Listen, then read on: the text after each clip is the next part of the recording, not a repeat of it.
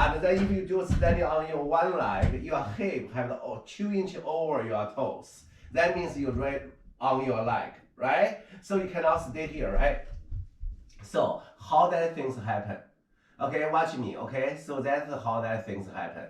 When you do the plie to solid plie, okay, you just like you did susu. Your toes need point under your heel. So your toes, see, your hip right here, over, okay? So with your knee, okay? So right now, when you straight up, make sure your toes and in.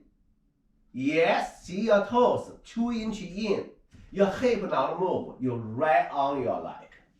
Yeah, careful about that, okay? So because this is different from the thumb point, your thumb point stay, okay, right on thumb point, but when you do pony shoes, careful. And need the toes point under your heel, your body right on your leg, okay?